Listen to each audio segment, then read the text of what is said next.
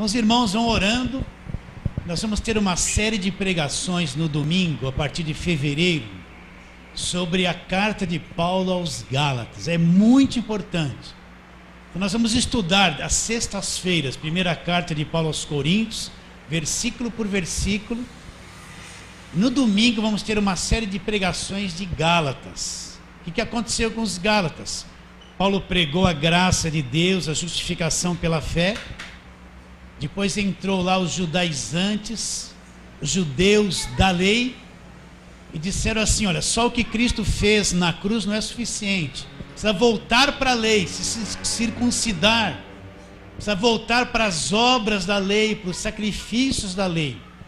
Então Paulo vai discorrendo a carta toda, mostrando que nós estamos libertos da lei, libertos da circuncisão, fomos justificados pela fé em Cristo e não por obras da lei, não é? E todo crente precisa saber e dominar a carta de Paulo aos Gálatas. Aí você vai ficar livre de um monte de ensino mentiroso que está aí nos dias de hoje. E nas sextas-feiras vamos começar primeiro aos Coríntios. Paulo começa a carta centralizando o Cristo crucificado. Então vai se preparando, meu irmão, para a gente folhear, mexer, vasculhar esses assuntos na palavra de Deus nesse ano. Fala assim, amém. Então fala assim, eu vou ouvir, pastor. Olha só, agora se você não vier, tá pego. Então vamos para a palavra de hoje. Abre a sua Bíblia em Mateus capítulo 4. E vamos ler sobre a tentação de Jesus do versículo 1 até o versículo 11. Mateus capítulo 4, versículo 1 a 11. Então agora bastante atenção para ouvir a palavra de Deus, né? Você pode estar sentado aí olhando para mim e não ouvir a palavra de Deus. Ficar assim viajando, a tua mente longe. Você pode estar preocupado com alguma coisa, com um filho, com alguém que está lá longe e fica assim olhando para mim e pensando, puxa. Agora você tem que capturar a tua mente, ter domínio sobre ela, prestar atenção, ficar ligado. Se a tua mente for para longe, você traz ela de volta. A tua mente é importante para receber a palavra, o Espírito revelar ela no teu coração, tá? Então você está aí, vai estar fixo naquilo que você vai ouvir. Então vamos ler. A seguir foi Jesus levado pelo Espírito, ele não foi por conta própria. Para onde ele foi levado pelo Espírito? Ao deserto para ser tentado pelo diabo. E depois de jejuar 40 dias e 40 noites, ele teve fome. Então o tentador, aproximando-se, lhe disse: se és filho de Deus, manda que estas pedras se transformem em pães. Jesus, porém, respondeu: está escrito, nem só de pão viverá o homem, mas de toda palavra que procede da boca de Deus. Então o diabo levou a cidade santa, colocou sobre o pináculo do templo. E lhe disse: se és filho de Deus, atira-te abaixo, porque está escrito, aos seus anjos ordenará o teu respeito para que te guardem. Eles te sustentarão nas suas mãos para não tropeçares em alguma pedra. Respondeu-lhe Jesus: também está escrito, não tentarás o Senhor teu Deus. Levou ainda o diabo a um monte muito alto, mostrou-lhe todos os reinos do mundo e a glória deles, e lhe disse: tudo isso te darei se prostrado me adorares.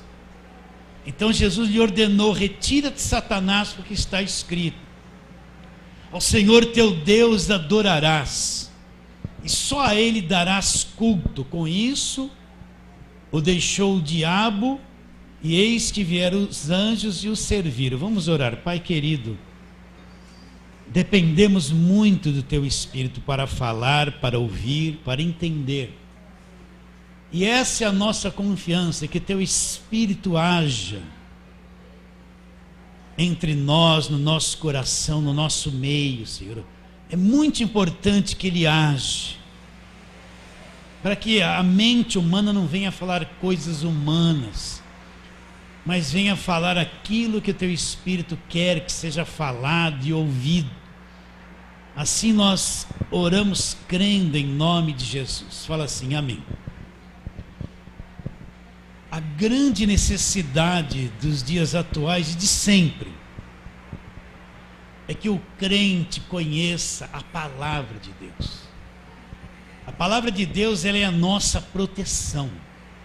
A nossa fé, ela é medida por aquilo que eu conheço da palavra de Deus. A minha proteção, o que me guarda, é aquilo que eu conheço da palavra de Deus. Então a palavra de Deus tem uma garantia. Qual é? A garantia é o próprio Deus. O que me liberta é o conhecimento da palavra de Deus. Jesus Cristo disse: e conhecereis a verdade. E a verdade conhecida, primeiramente preciso conhecer a verdade. E a verdade conhecida me libertará. Então a libertação, ela vem pelo conhecimento, ela não vem por quanto eu grito, por quanto eu pulo, ou falo alto, ou deixo de falar. Muitos creem que a libertação vem por isso. A libertação não vem por água, por óleo, por rosa, por terra de Israel, nem por sarça, não vem por aliancinha com Jesus, não vem. Jesus não te transfere para coisas inanimadas. A libertação vem pelo conhecimento da verdade. Nunca esqueça isso. Então, é importante eu conhecer a verdade. E conhecer a verdade não é eu dar uma lidinha numa coisa ali, dar uma lidinha numa coisa aqui. Eu tenho que garimpar a palavra de Deus, pegar os pontos principais, folhear, meditar, orar em cima daquilo. Principalmente as cartas de Paulo, o Novo Testamento, eu tenho que olhar e olhar e olhar e meditar, até que o Espírito Santo transfira aquilo que está escrito e torna aquilo vivo dentro do meu coração. Então o conhecimento da verdade não é um momentinho que eu ouvi alguma coisa, ou li uma coisinha e está resolvido. Não, eu tenho que mastigar certas verdades da palavra de Deus 1 ano, 2, 3, 4, 5, 10, 15, 20. Então a verdade vai sendo acrescida dentro do meu espírito. O Espírito Santo, pouco a pouco, ele vai revelando uma coisa ali, outra coisa aqui, e vai criando uma visão do Evangelho, da obra da cruz. E o quebra-cabeça vai sendo montado, eu vou tendo uma visão de cada peça, de cada parte, até que um dia a coisa me preenche de tal modo que eu vou ter uma visão clara de Jesus Cristo e da sua obra da cruz. Então, isso torna-se um escudo tão poderoso na minha vida, que me guarda de todo e qualquer engano, me dá discernimento do que é falso, me dá discernimento do que é verdadeiro, me dá discernimento do que é um pregador verdadeiro, me dá revelação do que é um pregador falso, me guarda, me cria um capacete da salvação, me guarda a mente. Então eu preciso conhecer a verdade. Preciso trabalhar muito, por isso que eu quero me esforçar o máximo para lhe transmitir o Evangelho sem parar. Você pode enjoar do que eu falo, vai enjoar, mas eu vou falar e repetir muito, até que isso fique tão infundido no seu espírito e nunca mais você se separe daquilo que a gente tem pregado e falado de Jesus Cristo, que a verdade te protege, meu irmão. Então, nós vemos aqui a tentação de Jesus. Jesus é levado pelo Espírito. Ele não foi por conta própria. Ele não foi porque alguém chegou para ele e falou: você tem que fazer isso, tem que fazer aquilo. Ele foi levado pelo Espírito. Ele ainda não havia começado o ministério dele. Então ele foi levado pelo Espírito ao deserto para confrontar o diabo. O primeiro Adão, ele caiu, foi enganado, mulher comeu do fruto. Ele comeu do fruto, ele foi vencido pelo diabo. Mas o segundo Adão, antes de começar o ministério, ele vai ter que confrontar o diabo, passar pelas mesmas tentações. Ele vai vencer o diabo por mim e por você. Então vamos discorrer aqui. A seguir foi Jesus levado pelo Espírito. O que é ser levado pelo Espírito? Olha, Você pode fazer as coisas por conta própria. Tem muita gente querendo fazer a obra de Deus por conta própria. É uma coisa perigosa. Eu vou fazer isso, eu vou fazer aquilo. Ele elabora planos, né? Ele sempre vem com essa conversa. Eu vou criar uma estratégia. Então ele cria um montão de coisa e sai por conta. Mas a obra de Deus é feita pelo Espírito de Deus. Não é uma coisa... O homem não tem capacidade de fazer a obra de Deus. O homem não tem capacidade de convencer uma pessoa do pecado, da justiça e do juízo. Quem convence um coração, o único que muda um coração é o Espírito de Deus. É o único capaz de convencer, de fazer a verdadeira obra de Deus, de transformar e mudar uma mente, de revelar a verdade. Você pode chegar para uma pessoa, gritar, fazer mil e uma coisa, ela nunca ser convencida do que é pecado. Mas o Espírito Santo, com uma palavra, ele pode convencer uma pessoa do pecado, da justiça e do juízo. Então, o ser humano, a natureza caída, não tem poder de convencer. Então, a verdadeira obra, ela não é feita, apesar de Deus usar um homem, uma mulher, vasos de barro, ela não é feita por sabedoria humana, ela não é feita por decisão humana, por organização humana. Quando a igreja se torna uma coisa organizada, dá nisso que você está vendo. Na falsa doutrina, dá no comércio, dá na empresa, dá tudo isso que você está vendo. Então, às vezes, a obra de Deus não é uma coisa organizada na ótica humana, na nossa cabeça, porque em tudo a gente tem que organizar por uma ordem, por um padrão. Às vezes isso atrapalha, porque o Espírito Santo quer fazer coisas que não são organizadas na nossa ótica, e a gente atrapalha a obra do Espírito Santo. Por isso tudo na obra de Deus é feito cuidadosamente. O servo de Deus tem que ter cuidado, meditar, entender o que Deus quer. E às vezes o que Deus quer não é o que agrada a Ele, não é o que satisfaz a Ele, não é a ordem da igreja com os seus estatutos e coisas mais. Por isso, ser levado pelo Espírito é uma coisa muito delicada. Difícil às vezes de gente nova na fé entender. Então, ser levado pelo Espírito é uma coisa que a gente vai aprendendo no tempo, até que a voz do Espírito Santo se torne clara no nosso coração. Jesus não foi por conta própria. Ele não foi porque ele cismou de ir, cismou de fazer. Não. Ele foi levado pelo Espírito a confrontar o diabo. Agora vamos ler lá. Depois de jejuar 40 dias e 40 noites. Então, pastor, Jesus jejuou 40 dias e 40 noites. Eu também já jejuei muito. 40 dias. Eu já fiz vários jejuns de 40 dias. Você já fez? Eu acho que nenhum daqui fez, mas eu já fiz várias vezes. O Walter fez, tem um lá. O de Walter também fez, né? E está ali, ainda bem que tem bastante. Que julgo vocês enfrentarem, meu irmão. Jejum é uma coisa da lei, das obras. Não está escrito assim, a fé vem por muito jejuar. Está escrito isso? Não está. Mas está dizendo que a fé vem pelo ouvir a palavra de Deus. Não está escrito que tudo é possível para aquele que jejua, mas está escrito que todas as coisas se tornam possíveis para aquele que acredita. Então eu descobri que crer é muito superior a jejuar. E jejum é uma obra de sacrifício trazida do Velho Testamento. Então nós que vivemos pela fé, nós não precisamos jejuar. Nós precisamos crer na verdade. O sacrifício todo Cristo já fez na cruz por nós. Tudo aquilo que te penaliza. Presta atenção, existe uma coisa chamada asceticismo. O que é o asceticismo? É você trazer esse conceito religioso de judiar de você mesmo.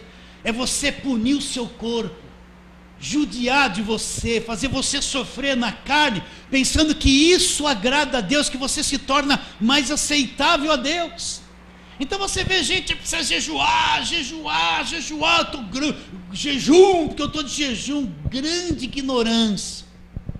É o asceticismo. O asceticismo te traz sofrimento para te tornar melhor para Deus. Mas sabe o que te torna melhor para Deus? É o sacrifício de Cristo na cruz que nos justificou, me tornou aceitável a Deus. Então, eu estou na graça de Deus e não pratico mais nenhuma obra de sacrifício. Por quê? Porque Cristo foi o último sacrifício da lei, não existe mais sacrifício na nova aliança. Crer é melhor que jejuar. Agora Jesus jejuou, ele está cumprindo a lei. Está debaixo da lei, apesar de estar aqui, deles dizerem que Mateus é o Novo Testamento, isso aqui é a parte histórica da vida de Jesus. Então ele foi jejuar 40 dias e 40 anos, foi lá para o deserto, levado pelo Espírito. Depois que ele teve fome, o que aconteceu? Aí vem o diabo. Então o diabo vem trazer dúvida. A primeira coisa que o diabo trabalha é o seguinte, é tentar você ter dúvida da verdade da palavra de Deus. Por isso que eu estou dizendo a importância de você conhecer a verdade. É levar você a duvidar daquilo que está escrito. Então Jesus está num momento de fraqueza, 40 dias sem comer, tem fome. Aí vem o tentador e fala assim para ele: você é filho de Deus? Então faz isso em teu favor. Manda que essas pedras se transformem em pães, né? Então a primeira coisa, eu tenho pregado muito para vocês sobre justificação. Colossenses 1,13, que nós somos libertos do império das trevas, justificados, reconciliados, não é? Libertos do poder do diabo, e já estamos. Mas e na hora de qualquer crise e problema que você passa, você acredita que isso é verdade ou você fica com o pé atrás? Acredita que a palavra não é alterada pelo meu problema? Acredita que Deus não é alterado naquilo que Ele disse porque eu estou enfrentando um problema, uma dificuldade? Então a primeira tática do diabo é levar a pessoa à dúvida daquilo que ele é. Se você é filho, duvidar da obra da cruz, duvidar do sangue derramado, duvidar da derrota do diabo na cruz do Calvário, duvidar daquilo que todo o Novo Testamento fala a teu respeito. E o que acontece com uma pessoa que duvida? A dúvida é uma coisa terrível que vem na nossa alma. Ela põe em risco todas as verdades da palavra de Deus. Leva a pessoa a desconfiar daquilo que Deus disse, não é? Posso estar sem R$1 no bolso, uma enfermidade na canela, lá até com dor, mas Deus nunca vai me deixar, nunca me deixou. Eu nunca vou deixar de ser justificado. Eu nunca vou deixar de ser liberto do império da treva, porque Deus disse isso no Evangelho. Não importa o que eu passo. Se Ele disse, está escrito, é verdade. Essa verdade nunca vai se alterar. Mas a nossa alma se altera. Então qualquer coisinha adversa que acontece com a gente, já vem o nosso campo emocional doente. E querer que a gente duvide da verdade da palavra de Deus. Nunca duvide. Então vamos ver aqui 2 textos sobre a dúvida. Só um texto sobre a dúvida, lá em Tiago, vamos lá. Se alguém necessita de sabedoria, né? Tiago está falando se alguém necessita de sabedoria, está logo ali depois de Hebreus, Tiago. Se alguém necessita de sabedoria, no capítulo 1, versículo 5, peça a Deus que a todos dá liberalmente, nada lhes impropera e ser-lhe-á concedida. Peça, porém, com fé, em nada duvidando, pois o que duvida é semelhante à onda do mar impelida e agitada pelo vento. Não suponha esse homem que alcançará do Senhor alguma coisa. Homem de ânimo dobre, inconstante em todos os seus caminhos. Então ele fala assim: quer sabedoria? Peça com fé, em nada duvidando, pois o que duvida é semelhante à onda do mar. O que a onda do mar faz? Ela vem e volta, a vida dela toda, vem na praia e volta para trás, vem na praia e volta para trás.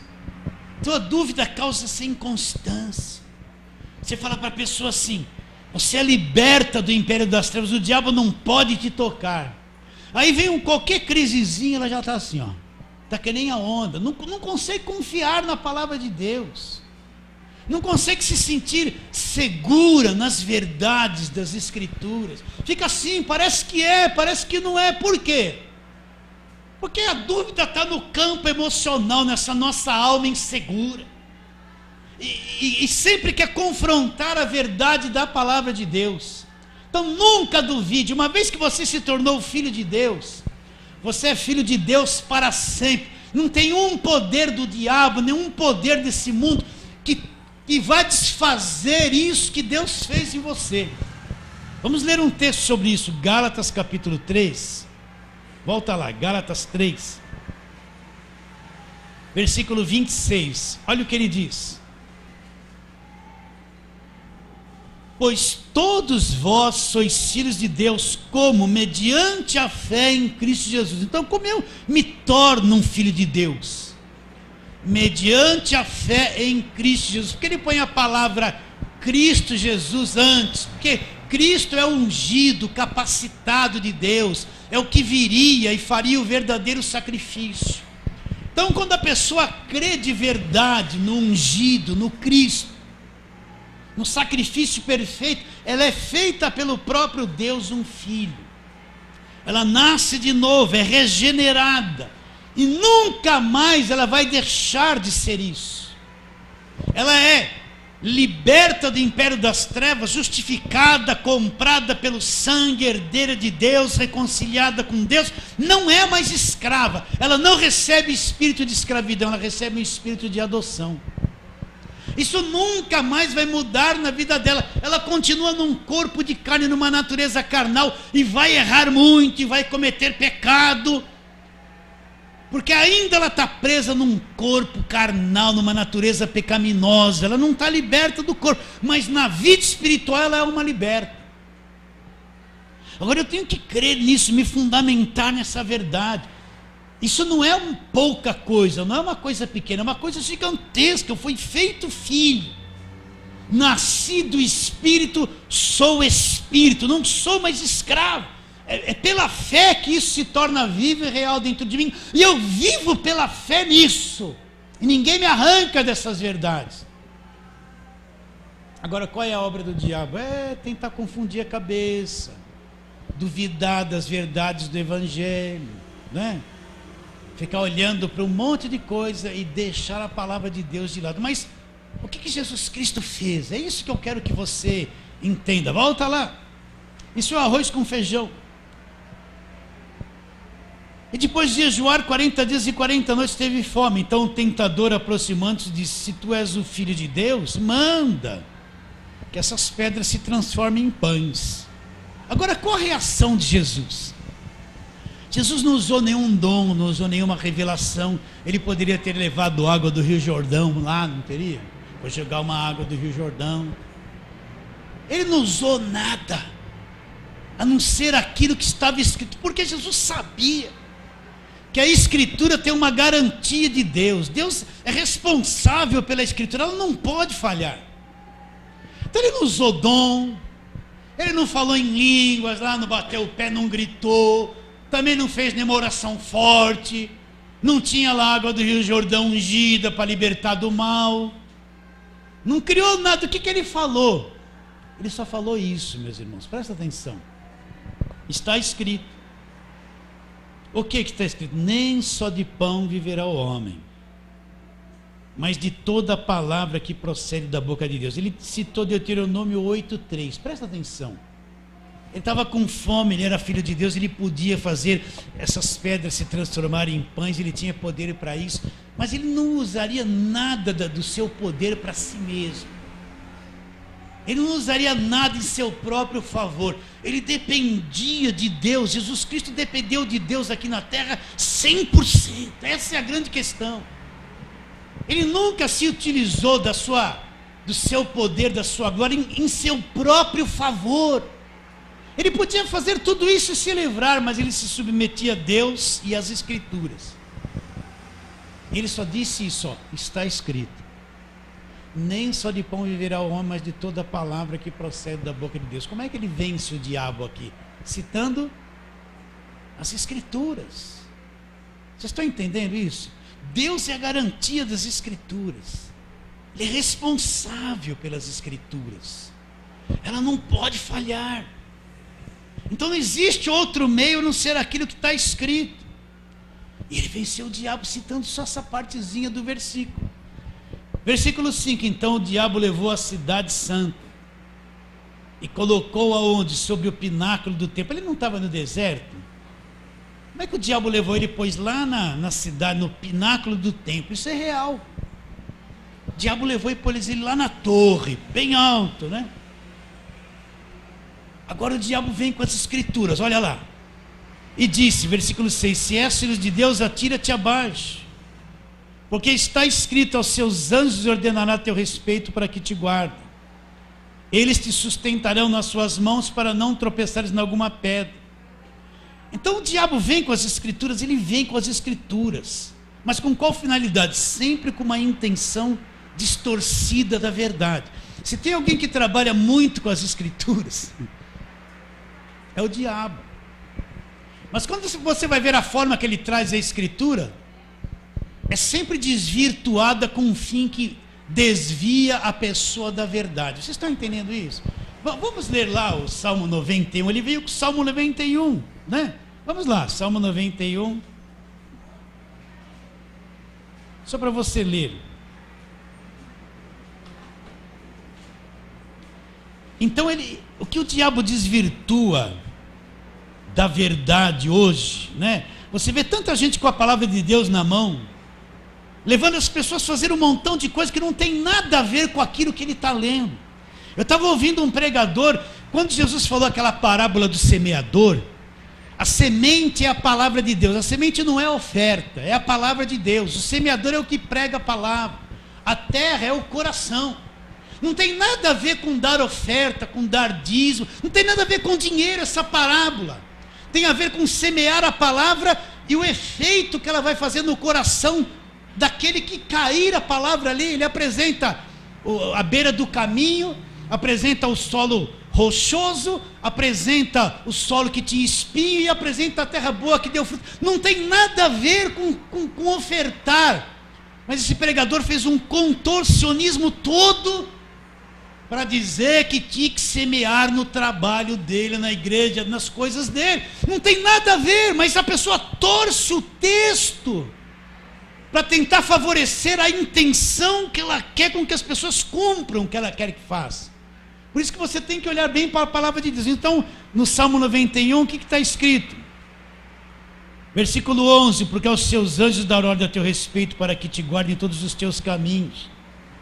Eles te sustentarão nas suas mãos para não tropeçares em alguma pedra. Então, esse salmo está dizendo de como Deus guarda, como Ele é, nós escondemos na sombra dEle, como Ele nos livra. Então o diabo pegou esse texto para quê? Pois Jesus no pináculo do templo falou, olha, se suicida, se joga lá, tenta se matar, vai ter que se cumprir a palavra de Deus. Se joga para baixo, não está escrito isso? Então Jesus disse, olha, não vai tentar o Senhor teu Deus. Então entenda uma coisa. Nós não temos poder para manipular Deus, nem forçar Deus a fazer coisa alguma. Presta atenção. Deus é independente da nossa vontade, meus irmãos. Entende isso? Eu não posso criar uma coisa na palavra de Deus, forçar que se faça aquilo, e para obrigar Deus a querer, a se submeter àquilo que eu estou dizendo. Deus faz aquilo que Ele quer, é independente da minha vontade e do meu querer. Ninguém manipula Deus, ninguém põe Deus na parede, ninguém determina, nem exige, nem declara que vai acontecer, se não for a vontade de Deus. Ninguém força Deus a fazer alguma coisa. Nenhum pregador, ninguém força. Ninguém controla Deus. Deus não é monopólio de igreja nenhuma. Então aquilo era mal. Se Jesus fosse se jogar aí, aquilo seria um suicídio. É tentar Deus, tentar forçar Deus a fazer alguma coisa na base da tua vontade, do teu esforço, daquilo que você quer. Entende isso? Sim ou não? Então o que Jesus respondeu? Volta lá em Mateus. Então o diabo vem com uma palavra distorcida, uma intenção distorcida, e você vê muito disso hoje. Alguém vai lá no Velho Testamento, olha, Abraão fez um sacrifício, você tem que sacrificar é da tua casa, o teu carro, o teu dinheiro. Você vê um contorcionismo da palavra, sempre vão buscar textos do Velho Testamento para trazer para a Nova Aliança, para levar as pessoas a praticar coisas que não tem nada a ver com o Evangelho. Criam lá uma situação, um dia um pregador falou o seguinte: olha, eu trouxe uma sarça lá de Israel, assim como a sarça ardeu lá para Moisés, eu vou pôr a sarça no altar, ela vai arder, um bolinho de mato lá, e você vai ser liberto. Cria umas coisas que não tem nada a ver com a verdade da palavra de Deus. Então ele tentou Jesus nesse sentido. O que Jesus respondeu para ele? Deixa eu chegar lá. Está escrito: não tentarás o Senhor teu Deus. Não é isso? Olha lá. Eles te sustentarão nas mãos para que não tropece em alguma pedra. Respondeu Jesus: também está escrito: não tentarás o Senhor teu Deus. Levou ainda o diabo a um monte muito alto e mostrou-lhe todos os reinos do mundo e a glória deles. Ele disse: tudo isso te darei se prostrado me adorares. Olha que coisa interessante. O diabo levou Jesus a um monte muito alto e deu uma visão para ele lá, da glória dos reinos de todo o mundo. Eu não sei o que Jesus Cristo viu, mas ele viu. Deve ter visto as riquezas, a autoridade, as mulheres, os prazeres, toda a glória de todos os reinos. Mas qual era a finalidade do diabo? Tocar no espírito, alcançar o espírito. Onde é que os verdadeiros adoradores adoram a Deus? Em espírito e em verdade. Onde é que nós nascemos de novo? Nós nascemos de novo no espírito. Então olha que troca. O diabo queria o espírito, a adoração de Jesus no espírito, e em troca ele daria a glória, as riquezas de todos os reinos da terra. Vocês estão entendendo isso? Sim ou não? Então ele queria o espírito, adoração no espírito, mas em troca ele daria todas as riquezas e a glória de todos os reinos. Mas o que Jesus respondeu para ele? Retira-te, Satanás, porque está escrito: ao Senhor teu Deus adorarás, e só a Ele darás culto. Então, com três versículos, o diabo foi derrotado. 3 escrituras. Jesus não usou dom, não usou revelação, não usou nada. Ele só usou aquilo que estava escrito. Você entende a importância da escritura, o poder de Deus? É a escritura. Agora eu quero ler alguns versículos com você, para você se firmar na palavra de Deus mesmo, se agarrar a Ele, nunca abrir mão de nada daquilo que está escrito. Então o primeiro que eu vou ler é aquilo que eu digo, Colossenses 1:3. Olha, isso aqui está escrito. O mesmo poder que tinha em Deuteronômio, onde Jesus citou as escrituras, esse mesmo poder está aqui nas cartas de Paulo. É o mesmo peso, é a mesma garantia. E ele diz, versículo 13, você já está cansado de ouvir. Porque eu repito muito isso aqui? Porque a coisa mais triste é você ver os crentes de 10, de 15, de 20 anos depois do culto: põe a mão na cabeça. Aí o crente põe a mão na cabeça. Agora, sai demônio disso. E o crente fica assim, ó. Meu Deus, ele é crente, ele é salvo. Não sabeis que sois santuários de Deus, que o Espírito de Deus habita em vós. Se alguém destruir o santuário de Deus, Deus os destruirá, porque o santuário de Deus que sois vós é sagrado. Então o crente salvo, nascido de novo, é um liberto do império das trevas, do império inteiro das trevas. Se firma nas escrituras. Olha lá, ele nos libertou de onde? Do império inteiro das trevas. Então o crente não precisa ficar nesse passe: sai disso, sai demônio daquilo, sai para casa. Toda semana ele tem que passar por isso, nunca sai. Ele vive debaixo de um medo do diabo, e toda semana sai demônio disso, sai demônio daquilo. E aparece eles na televisão: olha o demônio que está isso, o demônio. Enche a casa do crente de diabo, dia e noite, noite e dia. Enche a cabeça do crente de demônio. Mas ele foi liberto do império das trevas. O dia que você foi salvo, Deus te arrancou da mão do diabo, te transportou, te pôs no reino do Filho do amor dele. E neste reino, olha lá o versículo 14: Vou ler o 13 de novo. Ele nos libertou do império das trevas, nos transportou para o reino do Filho do seu amor, no qual temos a redenção pelo sangue e a remissão de todos os pecados. O que é a redenção? É o fim da escravidão. O dia que eu me tornei uma pessoa salva, fui liberta do império das trevas, transportada para o reino de Deus. Faço parte do reino de Deus. O diabo não entra nesse reino de Deus. Não entra, meus irmãos. Então eu posso estar morando na mesma casa, estar até mais velho, todo mundo me olhar e me ver, mas no reino eu fui transportado, eu saí de um cativeiro e entrei no reino de Deus, onde eu tenho a redenção pelo sangue dele. Acabou, eu não sou mais escravo de nada.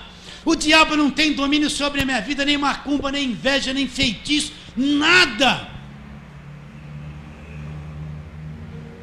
Eu tenho a redenção pelo sangue, acabou. No passado eu posso ter sido o que fosse, mas agora eu fui liberto.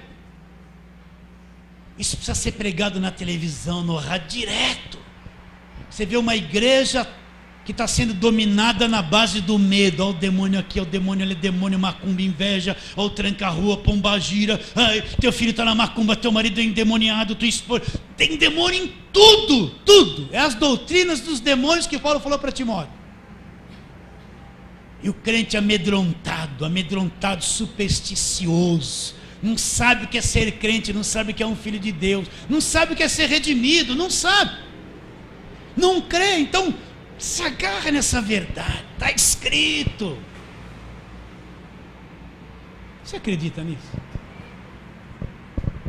Mesmo?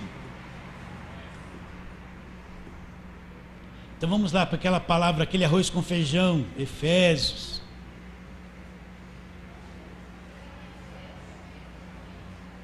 Capítulo 2. Versículo 8, porque pela graça sois salvos mediante a fé. Isso não vem de vós, é um dom de Deus, não vem de obras para que ninguém se glorie. Pois somos feitura dele, criados em Cristo Jesus para as boas obras, as quais Deus de antemão preparou para que andássemos nela. Porque pela graça sois salvos. O que é ser salvo? Na mente do crente é isso assim, ó, um dia eu vou morrer, e quando eu entrar no céu eu estou salvo. Mas a salvação começa nessa vida, aqui. O nosso Salvador é vivo. A salvação começa desde o dia que você encontrou Jesus Cristo. Então ser salvo é alguém que foi liberto da condenação eterna, já foi, não está mais debaixo de condenação eterna. Ser salvo é alguém que foi liberto do cativeiro, da escravidão, do apodrecimento, do sequestro, do mal, das prisões. A salvação começa aqui nessa vida. Eu sou salvo agora, e na segunda etapa eu vou entrar na eternidade. Então se eu digo que sou salvo, agora eu tenho um Salvador vivo. Jesus Cristo é meu Salvador vivo, que já me tirou da cadeia, da condenação eterna, da mão do diabo.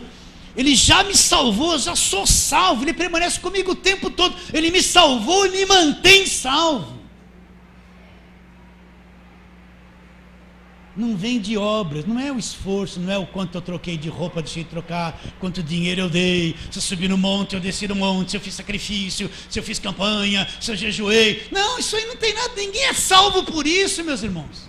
Isso é tudo obras mortas que não levam a gente a nada. Não, leva a gente a um cativeiro da religião. É isso que leva. Mas é pela graça, pelo sacrifício de Cristo na cruz, pelo sangue derramado, pela graça eu sou salvo, liberto, salvo. Uma vez que eu sou salvo, eu estou na mão de Deus e ninguém me arranca dali para sempre. As minhas brechas foram tampadas pelo sangue de Jesus. Jesus é o grande tampador de brechas. Você confia ou não? Oh, se você dá brecha, vem ameaça. Qual de nós que não peca? Você já acorda pensando besteira, não é verdade? Aponta um que não comete o pecado o dia inteiro, já está dando brecha. Agora Cristo com seu sangue tampou todas as brechas para aquele que é salvo. Tenta você tampar a tua brecha. Acorda de manhã cedinho e fala assim: hoje eu vou ter todos os pensamentos bons. Eu não vou me irritar, eu não vou comer muito. Não vou brigar, eu vou amar minha esposa vai me amar. Não vou me irritar com os filhos, eu vou ser perfeito. Bateu meio-dia, faz um balanço, já fez tudo errado. Já deu brecha, meu irmão. Não deu? Conhece a sua natureza caída ou não? A primeira coisa que o crente precisa aprender, o que é a natureza caída? O que é pecado? Então nenhum ser humano é capaz de tampar toda a brecha. Mas Jesus na cruz tampou. E pela graça sou salvo mediante a fé. Isso não vem de vós, não sou eu que produzo. É um dom, uma dádiva de Deus. Não vem de obras que eu faça coisas, para que ninguém se glorie diante de Deus. Então mantenha isso, eu sou uma pessoa salva. Meu Salvador está comigo o tempo todo. Tá ou não tá? Eu deixei o Osmar ontem lá na casa dele, né? Foi ontem, Osmar? Aí eu passei na rua dele e vi uma casinha de macumba lá na rua. Coitado dos demônios, vocês moram lá. Vai fechar, mas não vai ter jeito. Você tem medo de passar na frente da casa da macumba? Tem lá umas estatuetas vermelhas, alguém de branco vestido de paletó. Você tem medo disso? Dá um friozinho na barriga ainda.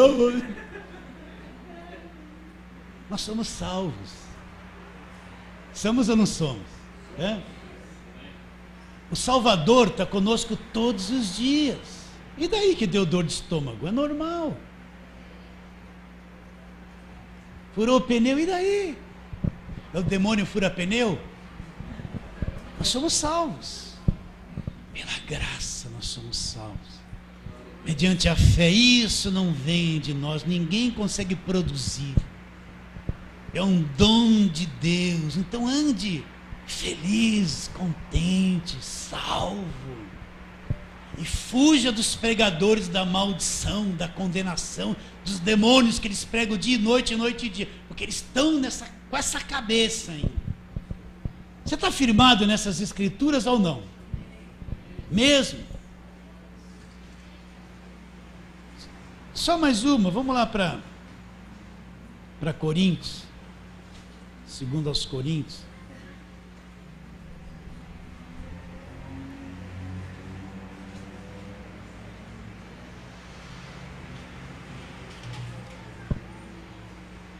Versículo 17. E vamos ler o 18 em diante também. E assim, versículo 17, segundo aos Coríntios 5, 17, e em frente. E assim, se alguém está em Cristo, é uma nova criação. As coisas antigas já passaram. Eis que tudo se fez novo. Então, aquele que está em Cristo, como é que eu entro em Cristo? Sendo salvo. Crente em Cristo, eu estou nele. Nós somos uma nova criação.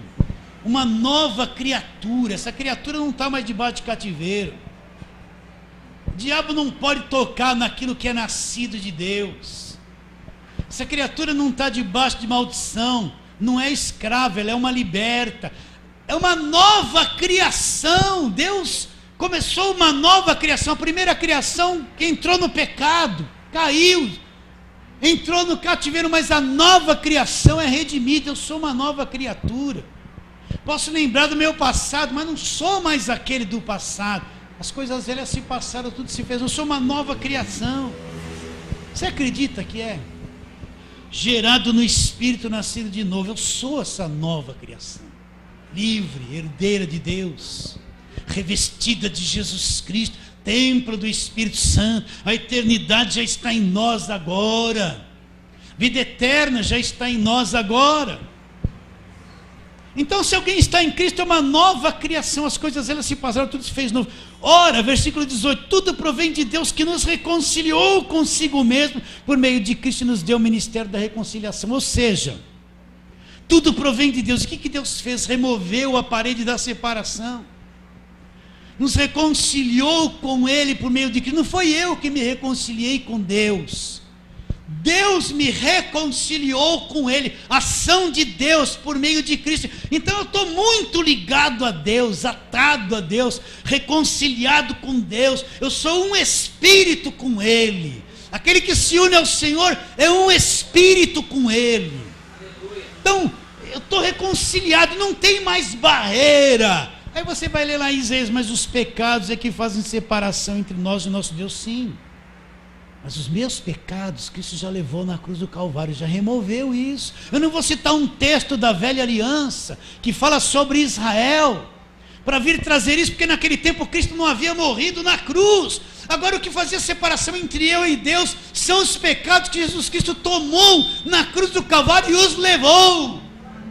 Não tem mais a separação entre eu e Deus, me reconciliou com Ele mesmo. Então Deus está muito juntinho de mim. Está muito ligado a mim, muito ligado a você, muito envolvido na tua vida. Agora eu tenho que sustentar pela fé essas verdades nas Escrituras, para não ser enganado. O Evangelho, ainda que não merecemos, ele nos põe numa posição nos lugares celestiais. Olha lá, vamos ler, antes desse versículo 8 de Efésios 2, olha lá o que Paulo fala, volta lá. Ele diz assim, versículo 5 do capítulo 2 de Efésios: estando nós mortos em nossos delitos. O que ele fez? Já fez.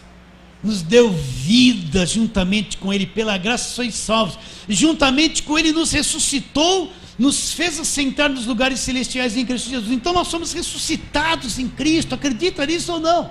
Adão pecou, condenou a raça humana inteirinha. Cristo ressuscitou e nos ressuscitou junto com Ele. Estamos assentados nas regiões celestiais em Cristo, acima de todo domínio, poder e demônio, seja lá o que for. Acredita? Essa é a nossa posição. Então é isso que eu tenho que crer e me fundamentar. Então nós já ressurgimos no Espírito. Estamos assentados com Cristo nas regiões celestiais, pela graça de Deus. Nós não temos nenhum mérito nisso. Você acredita nisso? Então quem é o demônio para desfazer isso? Quem é o diabo para desfazer essa palavra que está escrita? Não é nada, meus irmãos. Por isso a importância de você conhecer essas verdades, se agarrar a elas, crer nelas, e não se afastar, não caia em dúvida disso, daquilo. Por que eu estou passando por esse problema? Eu vou passar e acabou com coragem. Porque faltou dinheiro, está debaixo de maldição. Que debaixo de maldição? Estou num país de terceiro mundo, num problema social enorme, não venho de família rica, não tenho herdeiro físico, não tenho herança de pai e de mãe, e estou sujeito a um montão de coisa nessa vida, mas a palavra é infalível, ela não deixou de ser real, ela é verdadeira, Deus está comigo e tudo isso eu mantenho pela fé, não vou ficar duvidando das verdades da palavra de Deus. Ai, pastor, machuquei o pé, qual o problema? Vai melhorar. Como é que Jesus venceu o diabo? Citou 3 versículos. Hoje nós temos tanta coisa. Tem tanta gente do Velho Testamento que não conheceu nada de Efésios, não conheceu nada de Gálatas, não conheceu nada de Colossenses. Os patriarcas da Velha Aliança tiveram uma visão do reino futuro, mas eles não conheceram as Escrituras do Novo Testamento tão claramente quanto a gente vê hoje. Não viram a Nova Aliança com tanta clareza como nós vemos hoje. Então o que é viver pela fé? Eu conhecer as Escrituras, me firmar nelas, andar por fé nelas, vivendo aquilo que elas dizem a meu respeito, resistindo a toda qualquer mentira que vier, seja lá por quem for. É isso que nós somos, é nisso que cremos, é assim que nós vamos viver. Fala assim, amém. Então vamos ficar em pé, eu passei um pouquinho, vamos cantar nos lugares celestiais.